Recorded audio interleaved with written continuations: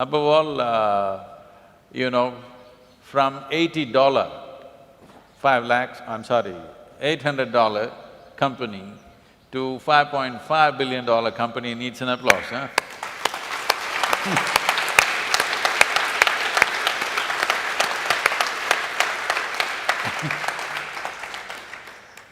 Uh, and as Momit also mentioned, one thing about Hemant as you're seeing him here today,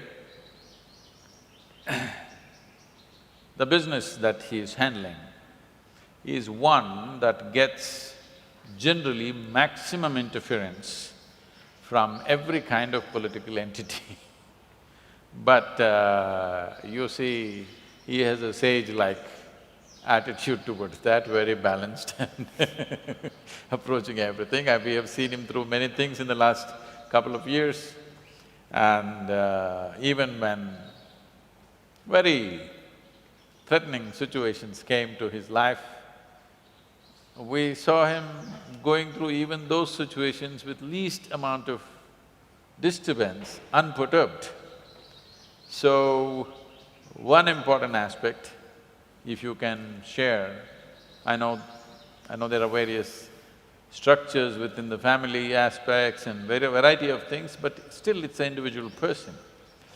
What is that one thing or what is those three things that you're doing on a daily basis which keeps you balanced in super challenging situations on a daily basis? No, Sadhguru, what I have learned from you and from many other gurus, and also because of the tradition and the training which I have had from my grandfather, my parents, and that, always be in a very calm situation. So, and it is always when the introspection and contemplation which is being done on a daily basis. So I try to spend about a couple of hours with myself every day, and right from my yoga to my exercise and till about 5:30 to 8, and that is the most peaceful time when I'm able to recollect, when I'm able to, if there are a lot of problems which are also happening, there is a tranquility which I have been able to develop over a period of time through practice. And also, because in life I've faced 4 times that I've been dead and I've come out of death.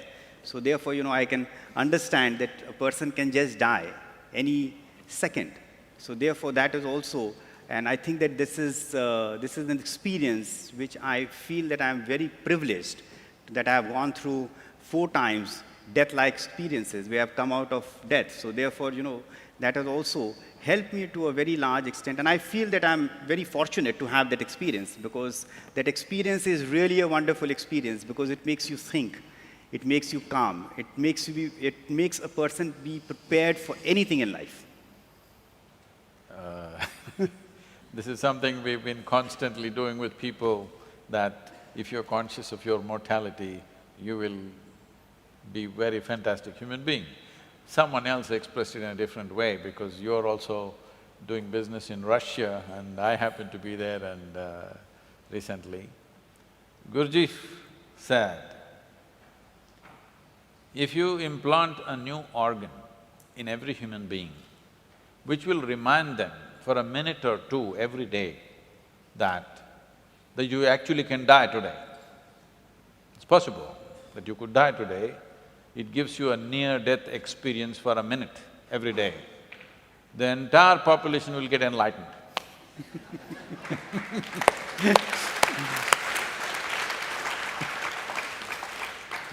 And coming to the business aspect of it, it's incredible the growth that you have achieved in this sector, and not just one sector, especially this Sahaj could be transformational for the nation in many different ways if it takes root as you intend.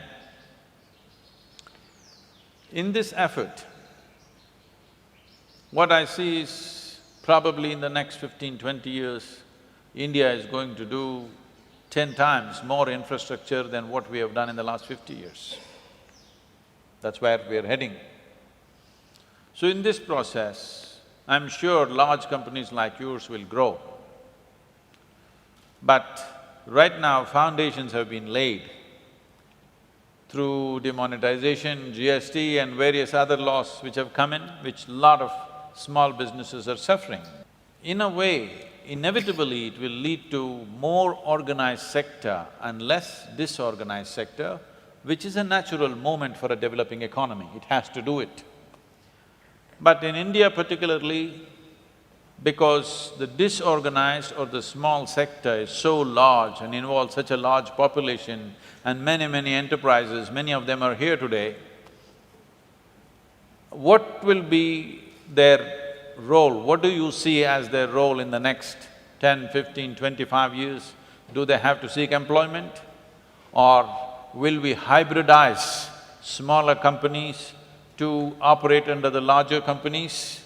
What will be the real solution for the small enterprise, which inevitably has to be at least partially annihilated if we want to become a developed economy, which is a very painful process?